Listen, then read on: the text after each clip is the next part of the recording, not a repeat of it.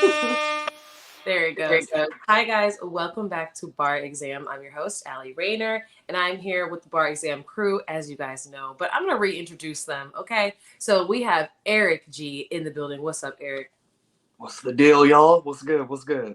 What's good? And then we have Mr. Shane G in the building as well. What's up, Shane? What's the deal? Mr. Marcus couldn't be here today, you know what I mean? So I got to hold it down for my boy, you know what I mean? But yeah, we here.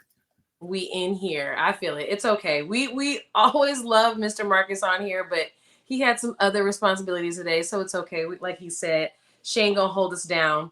Now, last bar exam, we discussed some rap beef. We've been having a lot of fun with the Drake and Kendrick Lamar rap beef that's been going on.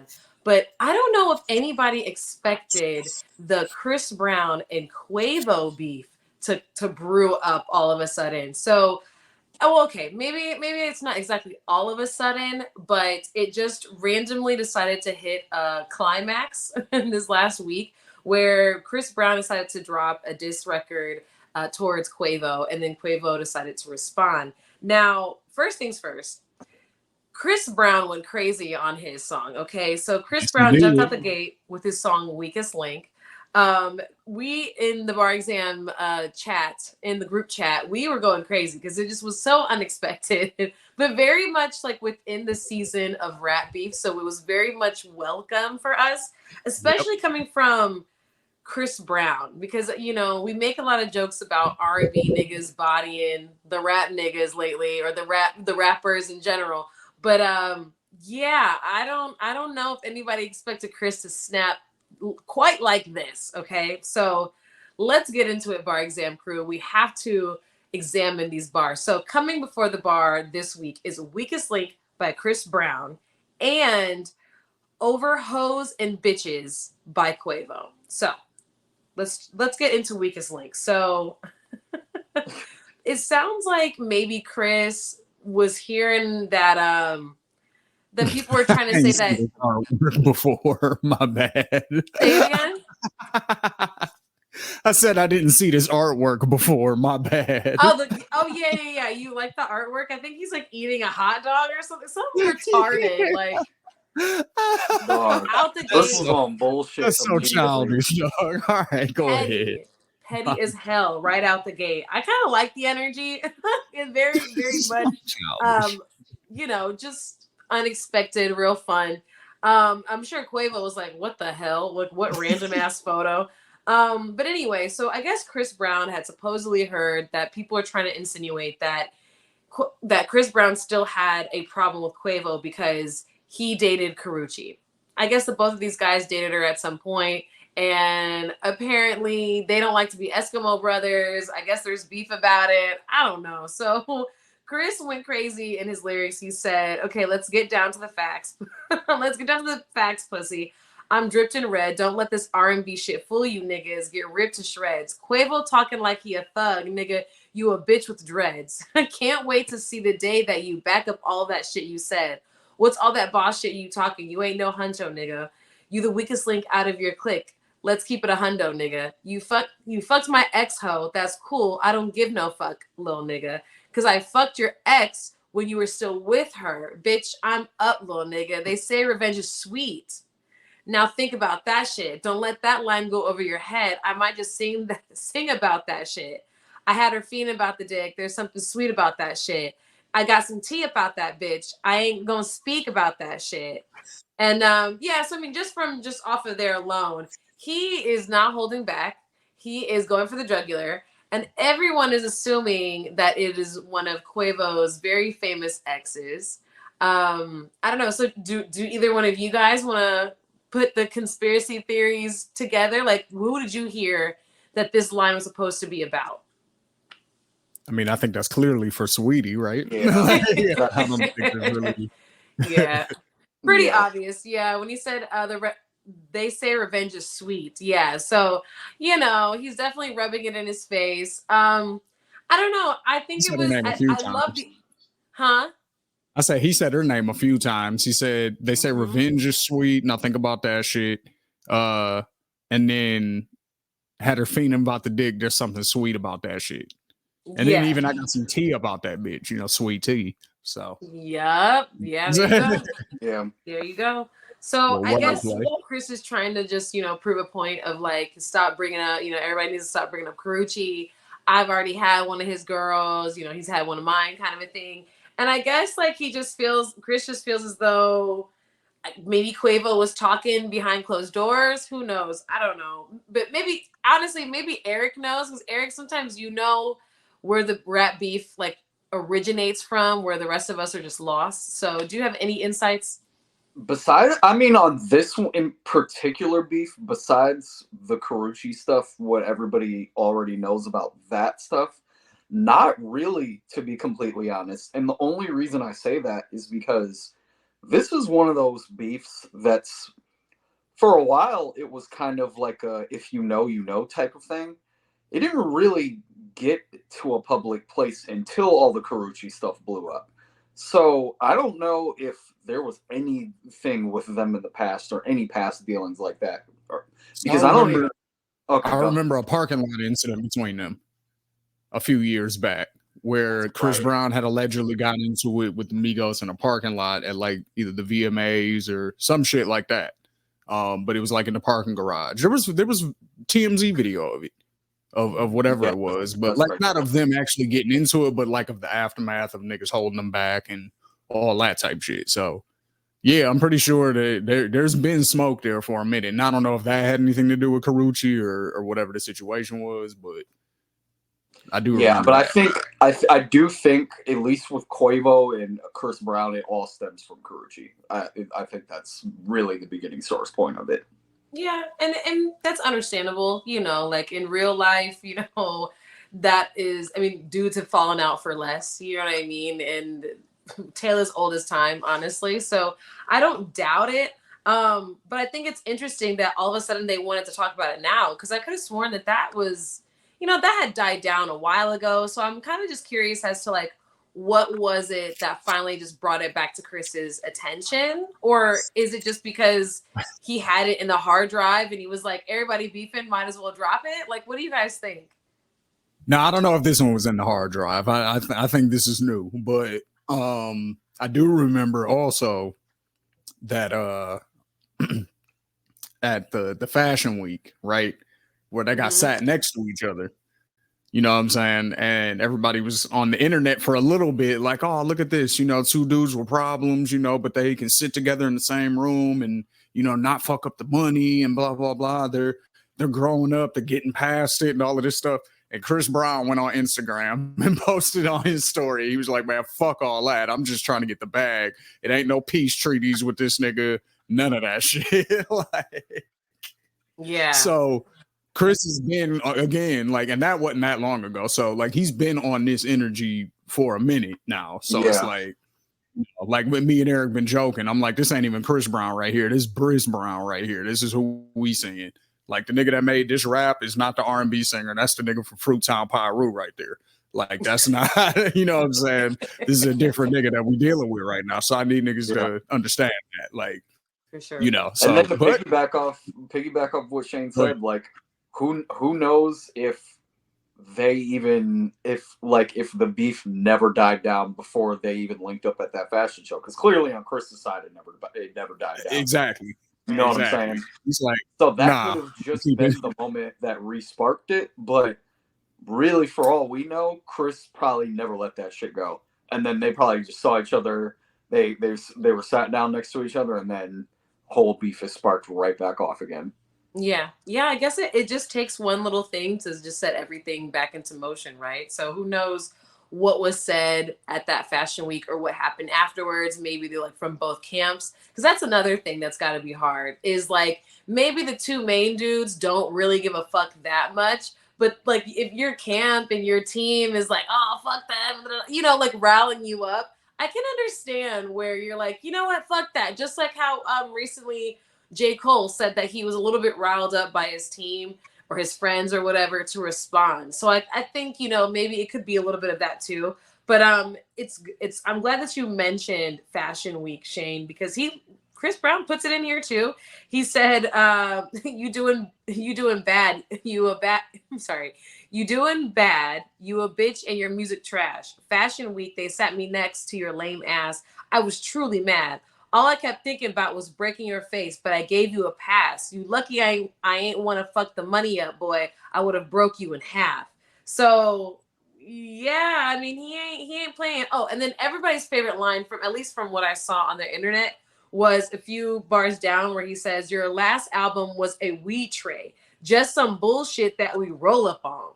Like, sheesh. That's a pretty classic hip hop attack, I will say. From a punchline perspective. You know what I'm saying? Like there's certain things that you just use to diss people in hip hop, right? Like we all know, like you're gay, you're not really from the streets, you're broke. You know what I'm saying? Like these are the things. That's another one that's kind of like Jadakiss was the first one that I heard say it against 50, actually, when they was battling in the early 2000s. He said, he basically said the same thing. He said that your CD is just something that we use to break up buds on or whatever. So that's kind of a common diss line. You know what I'm saying? That's almost like a your mama's so fat. It's almost that. Like, you know what I'm saying? Yeah. Oh, okay. So it's not that unique. It's not unique, but it's probably been the first time that it's been used in a while. So for a newer audience that's, you know, not used to battling or rap battles, you know what I'm saying? I could see that impressing them.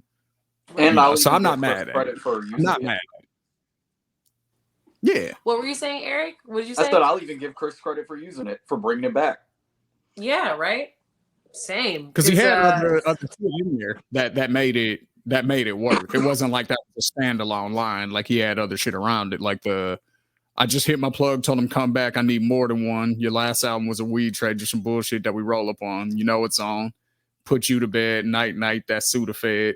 You know what I'm saying? Like he was just the flow was skating at that point. So like it's more than just a line. It's good. It's mixed in with good rapping. You know what I mean? I agree. And then he mentioned Takeoff, which did anybody expect that? Like that one was like to me. I think it's always sensitive when you're talking about, you know, someone who's passed away.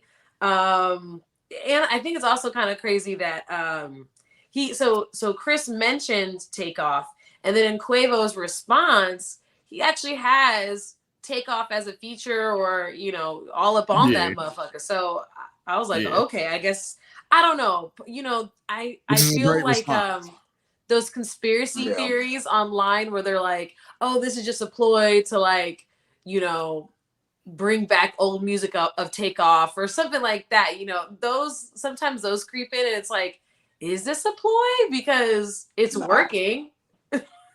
What do you think? I mean, I don't Eric? think they would need. I don't. Yeah, I was going to go ahead, Eric. My bad. Not in this case. In this case, I would just purely look at that as coincidental. In this case, because I mean, yes, he did mention Takeoff, but it wasn't like a main sticking point of the record. You know what I mean? Like it was a brief flash where you were like, "Oh damn, I can't believe he actually brought him up," and then you didn't really think about it. If anything, I think Quavo using the Takeoff feature is more of a stamp of I'm trying to do something by using Takeoff in this beef or whatever the case may be. But also, Quavo's allowed to do that because they all came up together. So I mean, you know, it's really all about the way that you look at it. But I can see why people would think that.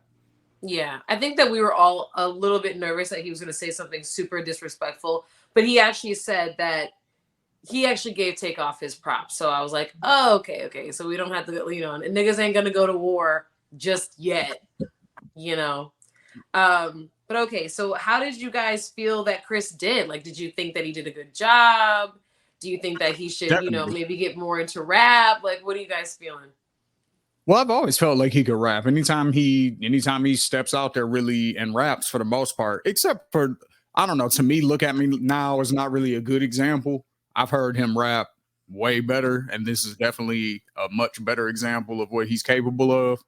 I wasn't surprised at all that because again, I think of it like, again, battle rap is kind of different because it's like its own thing, but I think of it very similarly to when dudes are beefing. Like, because rap beef is a little different than battle rapping, but it kind of started in the same place. So I think of it the same way.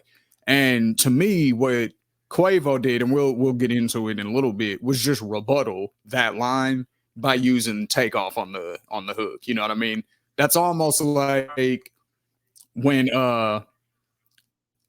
so there was this dude named Loaded Lux, right? And he dissed this guy's dad, right? Just to make a long story short, he dissed this guy's dad and got a big reaction. The next time Loaded Lux battled somebody, the guy brought out the other guy's dad that he dissed on stage. You know what I'm saying? It was like, this is the nigga you dissed. Say it to his face, basically. You know what I'm saying? And the crowd's like, oh, like, so, you know what I mean? That's basically what Quavo just did. He was like, oh, you're gonna try to use my man against me? Well, now we're gonna jump you. He's gonna help me jump you from the grave. You know what I'm saying? Like, that's what that was to me. That was just a good way to rebuttal that line, because that was a powerful line. So how do I counteract that? Okay, I had that nigga on the record. Right. Smart, very smart. And everybody was saying it was like AI. I personally didn't get that vibe. I think it was just like an old track. Nah, I don't think so. Okay. Yeah. Okay. So, all right. So let's get into Quavo's Over Hoes and Bitches. So, now, if there was I will say this though. If there was a shot at Chris Brown that Takeoff said, then I'd been like, maybe that was AI. But he didn't really say anything about Chris Brown. Like, he was just doing the cool. Generic. Yeah, you're right. Yeah, he did like the hook and stuff. Okay. Which makes sense.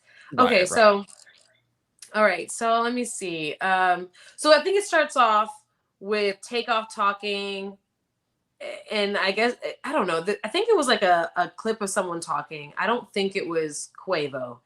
And then, so after the chorus or the hook, then it gets into the verse for Quavo. So he says, "Lil boy wanna die about some coochie. You still fucked up about Karuchi. You tried to beat up Tiana, but Usher wouldn't let you do it. The cocaine got him, Your Honor. Bipolar disorder, no wonder. You was the greatest nigga. You fumbled, going out sad. I'm watching you crumble. Why they got Quavo out here going back and forth with a singer that turned to a junkie? Never got light skin versus brown skin. Nigga finna divide the country. Nigga, you ain't been in the trenches. We stomp in the yard. You know how that ended." Oh, shit. That was a good line. One smoke with me. OHB mean fighting over hoes and bitches. Who gassed you up to put that out? Yeah, that was shitty, nigga. I can take a model bitch and make a sweetie, nigga. Crackhead Michael Jackson, bitch. You better beat it, nigga. I'm still fucked up about Takeoff. I want who did it, nigga. So, it don't look like Quavo held back. He wasn't afraid to answer back, and get right to it. Got right to it. That's what I like. How he had ad libs like in the back with his disses. Like he still had the auntie and shit like that. And it worked. Yeah, I saw that. Like he did the way he did it, it made sense. That's why it was tight. Like, because I remember when you was listening to it, Eric, I was sitting there because I was like, what does a Quavo diss track sound like? Right. Like, this nigga's melodic, like he's catchy. He can rap, but like a diss track, what does that sound like? That's like, I was so curious. So like when it came out, me and Eric sitting there listening to it, I'm sitting here like focused, and I'm hearing them first few lines, and I'm like, first of all, he's hitting them with facts. And again, remember, even if it's not exactly facts, like maybe he didn't try to beat up Tiana Taylor, but we saw him wilding out on her on video, so it's plausible. And again, remember, as long as there's an element of truth in your rap, it lands more. You know what I'm saying? When somebody's dissing you, if they can connect it to something that's true, then it's like, okay, that line hits. So the first 4 bars that he spit are all shit that you could connect to some truth. And so I was like immediately impressed. And I was like, and then he got to that part, going back and forth with a junkie, you was the greatest nigga, you fumble, going outside, I'm watching you crumble. Like, that's a good line in itself, you know what I'm saying? Because that's a lot of people feel that way about Chris Brown, like ever since the Rihanna shit, it's kind of like he's had some peaks and valleys, but it's never really been the same, you know what I mean? Yeah. Yeah, absolutely. So yeah, I I totally agree that honestly I didn't expect, I mean, I guess I didn't expect Quavo to say junkie exactly. I feel like he was gonna say something about, some type of cocaine use or whatever. I didn't, and I also didn't expect him to say the crackhead Michael Jackson. Like, to me, Good I line. was just like, Yeah, Good well, line. I damn, think this Quavo. worked. I think this worked because Quavo kind of had to dig into his like old mixtape Migos bag a little bit, because like on like the regular commercial albums, he does do a lot of the auto tune flow on a lot of his records now. Like he doesn't really just like he does go in there and traditionally rap on a few, but like this to me was the best solo Quavo rapping that I've heard in a long time, and that lends to the sound that he had kind of when he first came out. Like when he first came out, he was doing a lot of the hooks and stuff for them, but he was also equally contributing on the verses as well as Offset and Takeoff were. So to me, that it kind of was like a reminder that like, oh yeah, he can rap like that when he really wants to. Yeah, I totally agree. And I was pleasantly surprised. Like you said, I felt like it was old Quavo, and felt as though like he kind of, it was because maybe he wasn't taking it as serious as he would when when they do the other club bangers, or like when you do an album. Like sometimes when I listen to their albums, at times it feels a little bit like, okay, it feels like you took the same song and like redid it like 3 4 different times, it kind of Yeah. is in the same vein. But with this, it was fun because it is a diss record, there's nothing else to compare it with. And he just seemed to, like you said, how Shane said, he just was hitting the facts. And so, like, I can't lie, I when I look for diss records and for pettiness, I'm looking for both of these songs. Like, I honestly think that they both did an amazing job on just saying it like it is. I really hated before, I feel like, when people did diss records, especially when people are this famous, it's a whole lot of subliminals. It's a whole lot of you're guessing, you're trying to figure out, put two and two together. Whereas with this, it was just like, okay, sure, yeah, like that sounds plausible to me. And it gets the I people want to get going and into gets that a people little bit. talking. I want to get into that a little bit because me and LOF Lack of Flaws, shout out to the homie. We were having a conversation about that one day, and our hypothesis on that, why that kind of was a thing for a while, is because we came from the 90s where niggas actually died. You know what I'm saying? As a Mm, kind of as a result of rap beef. You know what I'm saying? Obviously the Tupac Biggie situation. So, but that wasn't the only incident. That was the only incident as far as nationally where people died on some rap shit. But there was other incidents as far as like, I don't know if you remember the Def Jam golf outing that happened where there was the dog pound and then all of Easy E's people, and they was all running around chasing each other with golf clubs, and they had guns out, and it was all no. type of shit going on. Method Man was there. It was on MTV. You know what I'm saying? And they Wow. just got into it. You know what I'm saying? So it was like, it was wild shit happening, that wasn't necessarily as publicized. So after Tupac and Biggie and that whole situation, people were very careful about jumping out the window and dissing somebody because we was like, now it's like, okay, this could turn violent. So you had this Right. subliminal era for like most of like the early to mid 2000s, I would say. It was mostly a subliminal era. Like you had a few beefs, obviously, your 50 Ja Rule, your Game and 50, you know what I'm saying? There was a few here and there, Jay-Z and Nas, you know what I mean? There was a few, but for the most part, everything was subliminal. Jay-Z was dissing all type of niggas, but wasn't saying their name. You know what I'm saying? Same with Lil Wayne. You know what I mean? He was chopping heads, but it's like if you didn't know what was going on, then you wouldn't necessarily know that he was dissing somebody. It might sound just like some rapper shit. You know what I Right. mean? But, so there was a lot of that going on. But then it kind of people figured out like, okay, like we can rap beef with other people and people aren't going to get killed. So then you started seeing more of that, I think. You know what I mean? That's where, T.I. and Lil Flip started beefing. You know, T.I. allegedly went to his hood and they fought, but there wasn't, you know, nobody got shot though. You know what I'm saying? Like nobody's dead as a result of that. So, Yeah. you know, Yeah, and I mean, we can see how it can get out of control because I mean, most recently, Young Dolph, Yo Gotti, like it's all a lot of speculation, but that seems a lot more real than any of the other rap beefs that we've ever seen. at least, yeah, definitely for a while. Yeah. Definitely for a while. Yeah. But yeah.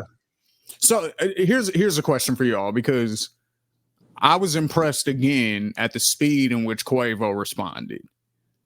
So that brought an interesting conversation that I was having with shout out Scully. We was on the phone the other day, and how important is the speed of your response? I think when you're judging a rap beef or a rap battle, like how much does that weigh into your decision of who wins? I think the faster the response, how do I say this? Okay. I think the faster that you respond, the easier it is to judge for the quality being a little bit less, if you will. Now, when I say that, I mean, like, I'll put it to you like this. Like, the perfect example of this is the Ross response. You could tell that Ross response was very, very quick and that it did not take him a lot of time to do it. You can just tell by how quick the song is. You can even tell by the beat selection. You can tell by pretty much like how it's even laid out that it did not take him that long to record that. That doesn't mean that the quality of it was bad or anything like that, but I will say that if he would have waited another week and that same song came out, I think it would have been judged a little more harshly than what we did judge it as. Because for you to turn around and do that in only a day is impressive. So to tie that back into the larger conversation that everyone's been having, they've been having this conversation about Kendrick. And I do think in this case, I think it does matter that Kendrick has taken now this long to respond. And the reason I say that is it would have been one thing if Drake would have only came out with one diss. But now we have two though. And both of them were, and one of them was only half of that verse or half of that song was about Kendrick. He had a bunch of other topics that he was hitting on in the first diss that we heard. The second diss is all about Kendrick. So now it's like the longer and longer that it takes for Kendrick to get back at him, especially after doing one full diss record, it puts the pressure on that record that Kendrick drops to be a knockout of the park diss record. If he would have put something out a little closer to the time that Drake actually dropped, the back and forth competitiveness would be a lot more steep. But I think the longer that you wait, the longer that you leave room for interpretation of that record to be judged. I agree with that. I think that honestly, I think that Kendrick though is just playing it a totally different style. I feel as though like Drake is definitely, we talked about it before. He loves battle rap. He loves the opportunity to just like beef and to battle and go back and forth with somebody. And so his return time, you know, is pretty quick a lot of times. And then he likes to like continue poking them. And I think that it's an interesting strategy to like kind of throw your opponent off of their square to try and put a timetable on them, you know, get the internet riled up. Like I think it's definitely strategy.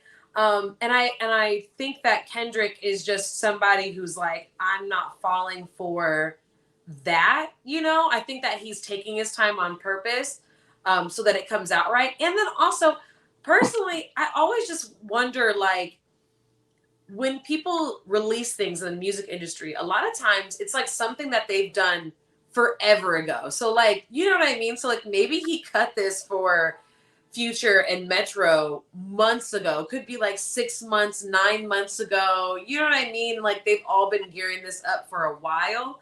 And you know, maybe not, who knows? But I'm just saying that like I highly doubt that like he cut it like, you know, the like that verse anytime between like the last 3 months, just because it seems like he has such a big team and he's such a big person. I'm just assuming that. So I kind of feel as though when it comes to his response, it's still gonna take him a little while, like at least like a month, maybe two, to get it through all the right channels. And because he just seems like somebody who's like, I'm gonna take my time, I'm gonna choose my words wisely. I don't think that he's gonna fight Drake the same way that other people might have thought to fight Drake, and that would be like to let the pressure get to them. That's just my personal opinion. But Shane, what do you think? I think that TDE, the label that Kendrick comes from, is they operate in a very traditional way. So they don't do a lot of mixtapes, they're artists, you know. They don't do a lot of, they don't even really do a lot of features, like outside of their own camp. You know what I mean? Like they do some here and there, they collaborate with other people, but not a lot. They really focus heavy on albums. And, you know, when they drop music, when they drop singles and stuff like that, it's geared towards selling an album. Like that's, so they're very traditional in that way. So I would imagine that Kendrick coming up under that umbrella, even though he's not technically signed to them anymore, you know, they all still consider him fam and all that kind of stuff. So,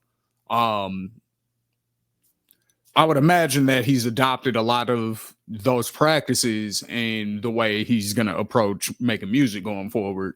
So I don't think we're all of a sudden going to start seeing Kendrick doing mixtapes and, you know what I'm saying, all that kind of stuff. Like he's still going to be focused on making albums. So the reason why I say it's traditional is because that's how hip hop labels functioned pretty much up until really pretty recently. It was mostly everybody was gearing up towards the albums. And you had to wait, you know, for the album to come out to hear a response from somebody. Like Blueprint, but I'm gonna look it up actually while I'm talking about it. But the Blueprint by Jay-Z, I believe it came out on September 11th, 2001. 2001. Yeah, that's correct. When did Stillmatic come out is what I need to look up. So Stillmatic came out on December 18th of 2001. So September, October, November, December. So we had to wait 3 months to hear that response for Jay-Z. You know what I'm saying? Unless you heard that radio free, or no, the radio freestyle is actually kind of what kicked it off, I guess. But whatever. Like there were mixtapes, but it was like DJ Clue had a mixtape and he just had a bunch of rappers freestyling on it and maybe like some artists that he was trying to push. You know what I'm saying? Like they might have a song or two on there, but mixtapes were totally different back then. So you might hear him throw a line at Jay-Z on one of those type of verses and then it's like, oh shit, but not everybody heard that. You know what I mean? Everybody heard Ether because it was on the album. So Kendrick is one of those type of artists, in my opinion. So we might have to wait for a Kendrick album before we hear a response. You know what I mean? Because like you said, this was just some shit he did for Future, you know what I mean? And he was just, you know, kind of it was really a throwaway line. Like it really was. That's what I was saying last time. It wasn't even really a shot for real. But for one, Drake is sensitive, so he takes everything as a shot. And two, everybody wants to see this, so we're gonna hype it up. Like, oh, he said, fuck the big three. Nigga, that's diss words. It's like, is it? You know what I'm saying? So, you know what I mean? So you might have to wait for the album to come out before you ever hear a response. Like, you might not just hear a one-off track from Kendrick that he drops on a Tuesday because it's, all right, I feel like it's ready now, nigga. Like, he's a strategist, like you were saying. So it was, you know. That's why I was asking how much. So Eric, you think putting out a response record quickly, you get points if it's like good enough and it's fast, and it's almost like a crutch in a way, because it takes, like, if it's not great, people will be like, oh, but he did it in 24 hours, so Right. you know what I'm That's saying? exactly Like, what I'm it saying. almost, yeah. Go Yeah, ahead. that's exactly what I'm saying. But then, and here's what leads to the positives of what you guys are saying, because you guys are 100% right. Um, because of Kendrick's strategy, and because of where he comes from, he isn't going to release this traditionally in the way that we think he will. Like, Shane is probably right. We probably are going to have to wait until the album to hear this record. And the other surprising thing even about this is that I'll be surprised if that album even comes quickly, because Kendrick just dropped not that long ago, and we know how he is with album cycles. He does not rush on that shit. He takes his time in between the last time he put out a project. So yeah, we might have to hear another feature or something like that until we hear any type of response. But I do think, because of who Kendrick is, and because we know that he's very meticulous about what he chooses to say, it's gonna lead into the positive of him waiting, because that's the type of artist that he already is. It wouldn't work for somebody else, because everybody else is kind of still on microwave time, whereas he kind of operates at a whole totally different level. So yeah, that's why that will help him. Yeah, he's Yeah. cooking in the oven for sure. Yeah. Ali, how did you feel about how fast Quavo responded to Chris Brown? I love the energy. I was actually really proud of both of them, to be honest. I was like, damn, I didn't know Chris was on that type of time anymore. I thought he was still trying to be looking like a good dude, so that he could get some sponsors back and stuff. But I feel it. Like, at some point, you kind of just feel like, fuck it. Like, I'm not holding back anymore. So I was proud of Chris. And then the response time for Quavo, I was pleasantly surprised. I did not realize that he was going to turn that around so quickly.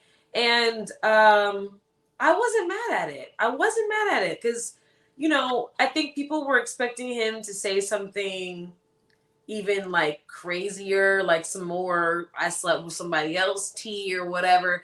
But I like that he was given the facts and like just kind of kept on track and stayed focused. And the both of them seem like, yeah, they're sparring with each other, but it doesn't seem like, I don't know. It doesn't seem like anyone's like gotten too crazy where like we need to worry about them for real running into each other in person.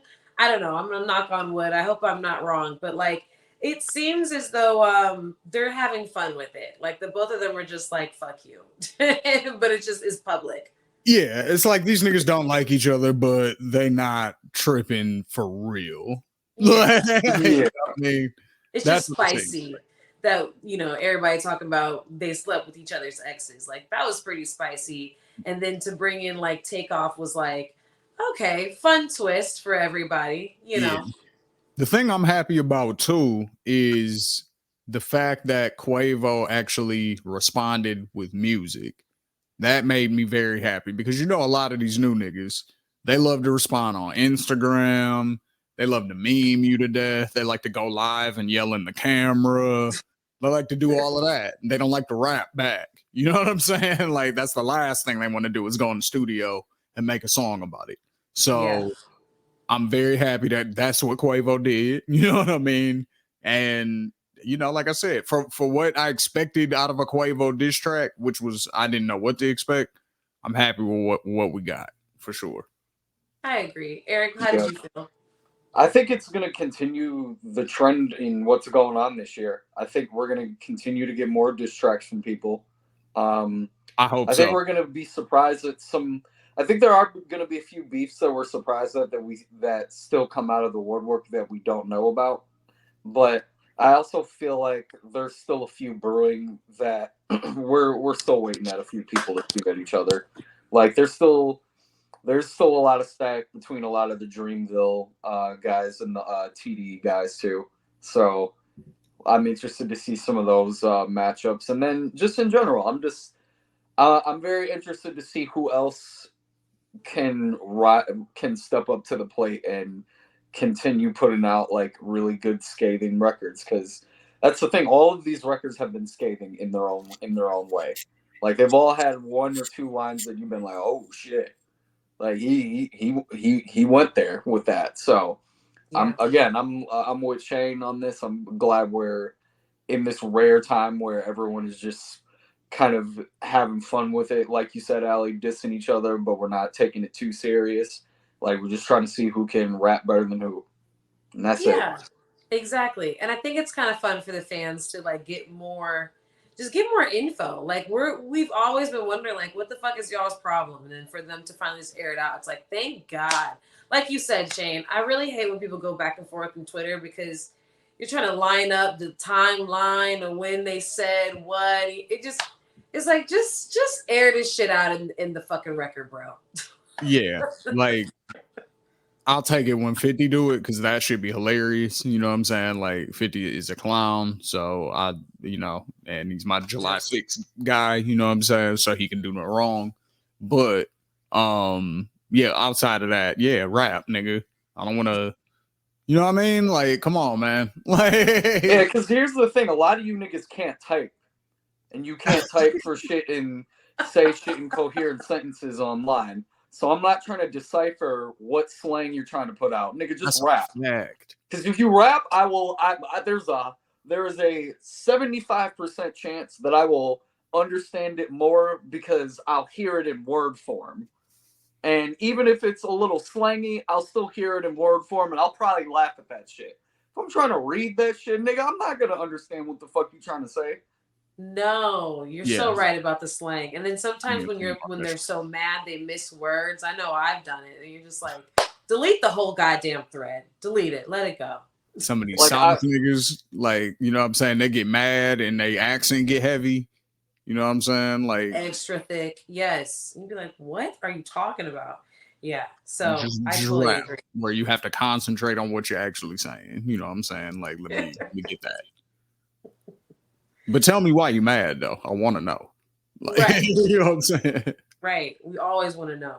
Now, okay. So I don't know if we want to also go into Drake is sending some more, we mentioned it earlier that Drake did a diss song, another one to Kendrick, but this time it was a nice, well, I don't know if it was a nice twist, but it was a very unexpected twist. He decided to utilize AI and have Tupac and Snoop Dogg have verses in the song, which is interesting, I thought, because like I understand using Tupac because he's passed away. My thing was like, how are you gonna use a nigga who's alive? Like Snoop Dogg? Because Really? Snoop would never do that verse for him. Like, that's why. yeah.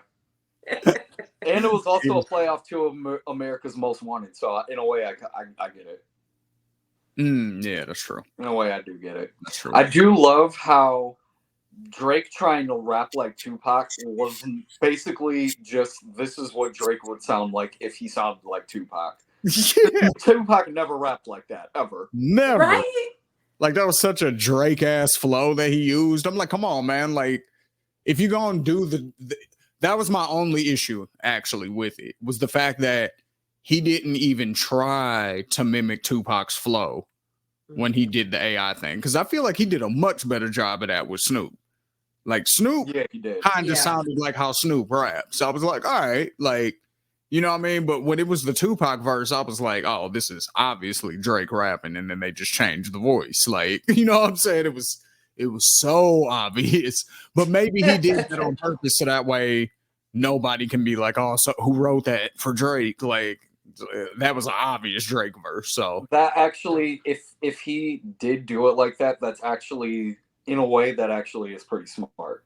yeah. Because if you're a trained listener, you just know from that flow that again, like even just from the writing pattern, like it was like, oh, this is clearly a Drake verse. Yeah, that nigga wrote that shit. Like, right. no debate. Like, that's a Drake verse right there. But no, I liked it. I thought it was really clever. Especially because on To Pimp a Butterfly, you know, Kendrick was reading the poem throughout the interludes and all of that. And then he ended up reading the full poem at the end of that one song. I forgot what it was called, but and then Tupac was on the song or whatever. So I feel like he was playing into that a little bit.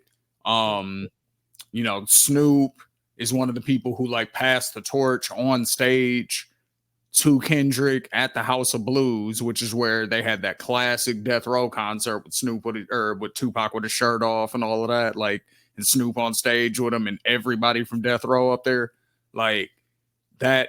So he's playing into a lot of things by using them two in particular. So I just thought it was really clever. And then again, he's putting that pressure on him, like, because now Drake's making the time thing a thing. Like, he's making it a thing. He's like, hey, you're taking too long to respond, bro. What's up? Yeah. Like, I thought you were nice. What happened? Why do you need to take 3 years to write a verse, nigga? Like, so that's, again, if you're good at battling, that's a good angle. You know what I'm saying? It's a good angle to take. Like, yeah, nigga, why is it taking you so long? Now you got the fans, And again, we've seen Drake use this tactic before. I've waited 3 days, and they go, "Where y'all at?" Yeah, like we've seen him do this. So this is not foreign to him. Like he's done this before. It's just before it was somebody who was at a slightly lower caliber. Now we're talking about a big dog here. So it's now him doing that is actually like it's more testy now. Yeah. In my opinion. Yeah, I can't wait to see what Kendrick says, because you're right. Like, because I'm hoping that it's worth the wait. I feel like with Kendrick, usually it is. So this will be very interesting, very very interesting. And I wonder if he's gonna go like. I hope that he doesn't go the whole like radio hit, route. Like, I hope that he's just like, fuck this shit. Like, let's just go in on him. But we'll see. We'll see. You never know. Coming from Kendrick, we don't know what mood he's in right now because he's so quiet. I think that's also kind of fun in battle. Is like Drake is. You can tell he just can't help himself. He has to continue to antagonize and say something and do something and like just be petty. Whereas Kendrick is just like not of that caliber, not cut from the same cloth. So it's just very interesting seeing the two people, those two juxtapositions, battle each other. Just very interesting. Mm-hmm. Yeah. Did we want to get into some of the lyrics from Tailor Made Freestyle by Drake? And apparently AI. Here, I can pull that up. Okay. I was very surprised that he went with the route of like Tupac and Snoop are talking shit about Drake on the song with Drake. I thought that was very interesting. So he said like, fuck this Canadian light skin dot. He said that's Tupac. We need a no debated West Coast victory, man. Call him a bitch for me. Talk about him liking young girls. That's a gift from me. Heard it on the Button podcast. It's got to be true. They told me the spirit of Machiavelli is alive. And a nigga under 5'5", so it's got to be you. I would beef the whole fucking game. It was me and Snoop had my fucking shirt off in the House of Blues, like you said, Shane. So yeah, he's definitely playing into that, into those two parallels, or to the both of them putting pressure on K-Dot to say something. And then I don't know what lines jumped out for me from Snoop. I know you never been to jail or wore jumpsuits and shower shoes. Like, why? So I guess you're right. They're just using the classic. You ain't never been violent, never hurt nobody. yeah, that was my favorite part. I know you never been to jail or wore jumpsuits and shower shoes. Never shot nobody. Never stabbed nobody. Never did nothing violent. Never did nothing violent to no one. It's the homies that empower you. Like, I like that. I really like that. I think it's also funny because I'm like, I feel like can't the same be said about Drake? Yes, but so here's the thing. The thing is, I would argue that because Kendrick is from the West Coast and because he's from Compton and Drake is from Toronto, Canada, which up until recently, everybody thought Toronto was soft. You know what I mean? They didn't understand that, no, it's a big city, just like any American big city. It's going to be the same shit going on there. You know what I'm saying? It's going to be going on in whatever big city you're from. So, you know, just because he's not necessarily from the hood, but people just assume because it's Canada and, you know, they say A after everything, and it, you know, everybody's nice stereotypically and all of that shit. You know what I mean? Like, so it's just this thing where it's like Compton and Canada. So he's basically stepping out there like, yeah, everybody assumes that about me or whatever, but Kendrick, you ain't did none of that shit either. Like, so you don't. I don't know why people are trying to give you all the street cred when you're just a rapper too. Like, you're from Compton. You're not none of the shit, like, you know what I mean? Like, you're not none of the stuff that makes Compton the scary place that everybody thinks it is. Like, you're not that. You're just from there. Like, you've never been to jail. You never did anything violent to anybody.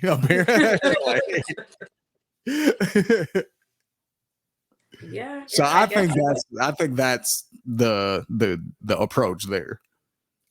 Okay. That It's makes also sense. kind of the 8 Mile the 8 Mile thing. It's like, I'm gonna say a lot of shit about myself to take away a lot of the power that you could say that you could have ammo against me. So yeah, like I I'm think gonna that's against along with the Tupac verse for sure. Yeah. like Yeah. I'm gonna use two of the legends from where you're from to do it at the same time. So it's like it's doubly layered good. Yeah, absolutely. I feel like he was doing that with the Tupac verse. He was like, as Drake was, he was using Tupac to do the 8 Mile thing where he was making fun of himself. But I feel like he was dissing Kendrick with Snoop. You know what I mean? So? Oh, I see. Yeah, because you're saying like you never shot nobody, you never did anything Yeah. violent. Got you. Okay. Yeah, that makes sense. You guys said how to bark up the wrong tree and then get your head popped in a crowded room. World's watching this chess game, but are you out of moves? Yeah, I guess you're right. Yeah, so Snoop is definitely putting the pressure on him. He's not nearly as like riling him up. But right now, it seemed like you posted up without a clue of what the fuck you about to do, and then Drake comes in, yeah, Unk, that's the truth. Like, so he's even still acknowledging Snoop as Unk and all of that. Like, you see what I'm saying? So, got it. Yeah, got it. Okay, and then I'm trying to see. So, he mentions Taylor Swift a lot in this one. So he goes in and says, the next one is really about to bring out the coward in you, but now we gotta wait a fucking week because Taylor Swift is your new top. And if you about to drop, she gotta approve. This girl really about to make you act like you're not in a feud. She tailor made your schedule with Ant. You out of the loop. Hate all you corporate industry puppets. I'm not in the mood. Um, then he says, I love it when you niggas talk loose, like I'm not in the room. Since like that, your tone changed a little. You not as enthused. How are you not in the booth? It feel like you kind of removed. You trying to let this shit die down. Nah, not this time, nigga. You following through. I guess you need another week to figure out how to improve. So I love that part. I love this that whole verse part. Oh my God, I love that part. Since like that, your tone changed a little. You not as enthused. How you not in the booth? It feel like you kind of removed. You trying to let the shit die down? Nah. Not this time, nigga. You following through. That shit hard. Like, that shit is so hard to me. Like, I love that part. I also there's a thing there's another weave throughout this song that I just kind of stumbled upon that I really like.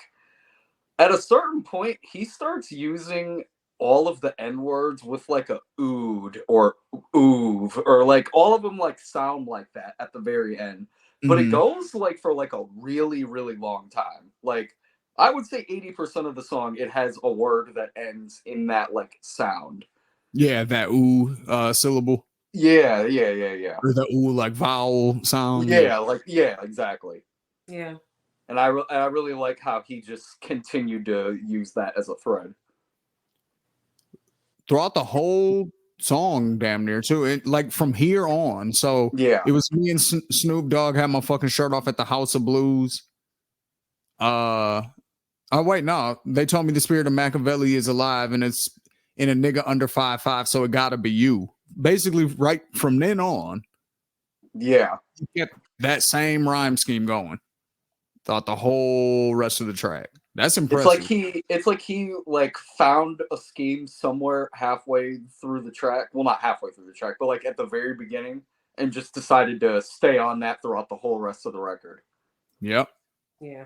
Either that or the rhymes that were coming to him in his mind just kept happening to sound like that. You know what I mean? Yeah Because it happens like that sometimes where like you'll be writing and like you'll go from one, you know, rhyme pattern to the next, and then all of a sudden you just stay on the net like and it just damn near writes itself. You know yeah what I'm saying? Like, so I could see that have being the case too, just by the way it's put together. Like, yeah, because he fit a few other patterns in there, but he always kept going back to the ooh vowel sound. yeah. Yeah. Yeah. I agree. And then The what did you rest guys of think y'all are about? definitely involved. Y'all getting it too. As soon as you get the courage to drop, I'm out on the loose. Like, what you about to say, Ali? My bad. No, you're fine. I was going to say, how did you guys feel about him continually mentioning Taylor Swift in this one? Oh, I Like, thought it was clever, especially with the name of the song. That was very clever. I do think it's very interesting how he's continuing to use Taylor as like kind of like a I guess a pawn in this beef, if you will. But I mean, in this instance, it does make sense because of what he's tying it to.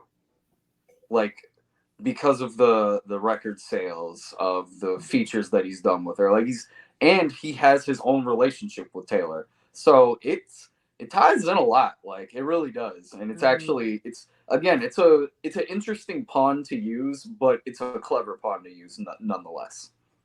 Are they on the same label now? Who, Drake and Taylor Swift? Kendrick and Taylor Swift. That's very possible. Because that's what I am getting the impression that he's referring to. Is he's yeah, I was basically like, you wondering. can't make a move because Taylor's number one, and if she say she's dropping, then you take a back seat. Like that's kind of the impression I'm getting. Like, are they Yeah. both signed to like Interscope or some shit? Like, or both signed to whoever. Kendrick, I know Kendrick is with Interscope, so You see what I'm saying? So like, yeah. if Taylor's with Interscope, then that would maybe make sense too. You know, Yeah. Yeah. Yeah, I agree. I don't Yeah. know.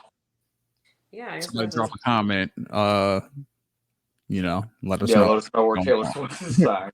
right. Please do. You made it We this would like far to know. into the podcast. You know what I'm saying? You might as well drop that comment if you Right. haven't already. Right. Absolutely. Well, all right. Anything else about this record before we wrap it up? I mean, I honestly like that Drake is still sparring personally, but other than that, I really wasn't crazy about the use of AI. I'm still getting used to people putting it in real songs and even diss records personally. But how did you guys feel about this? I liked it because again, I could tell Drake wrote it. I would have appreciated him writing the Tupac verse a little bit more like Tupac would have delivered it. I feel like as far as like the flow and the rhymes pattern, because again, it was just so obviously Drake that took a little bit of it away from me.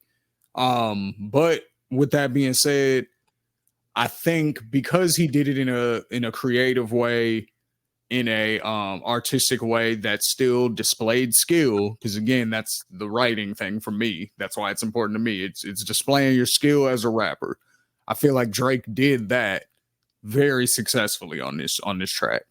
He's putting the pressure on him still, which is kind of, a relatively new thing in hip hop beefs. It's like, hey, nigga, respond quick, so that's kind of a new thing that Drake is, because he is sort of an innovator. So he's introducing new elements to hip hop, and the time of your response is one of those things. So, I thought the beat was hard. You know, I'm one of them old school West Coast guys, so that shit that was right up my alley.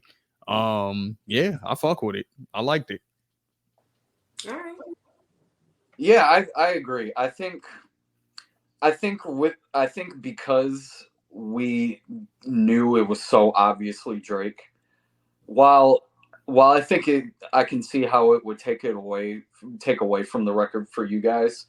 I actually, again, I found it pretty creative, especially on the just the fact that like we still knew that it was obviously him, but just taking the concepts and what he was talking about into that record, I thought that that was just really smart. um I still thought the Snoop voice was comical, especially because like Shane said, he actually tried hard. And then again, you could still tell that the pressure is there. You can still tell that he's rapping at a high level, and that, like Shane said, he's introducing it. Who would have thought that Drake would have been the person to introduce a new concept into beef? But I mean, he's been battle tested how many times now? So I'm also in a way not that surprised that he's the one to do it. So yeah, I'm very interested to see where this goes now because of just the way that it was rolled out. And again, I'm anxiously awaiting Kendrick's response, but I am also not going to hold my breath if it takes like another month or two. Yeah, I feel you on that, Eric. Absolutely. All right. Well, yeah, I feel like we've basically said everything that there is to say about this. But if you guys feel as though there's anything that we missed, remember to comment it below. Also, if there's some rap beef brewing up and we haven't covered it, please let us know as well. We definitely want to stay on top of everything in the industry. So let us please know in the comments below. But remember to check us out every Monday on the Ethos Media Network YouTube page and check out the Patreon for our more candid, full episodes and our riskier takes. But remember, this is Bar Exam, and we'll see you on the next one. Bye, guys.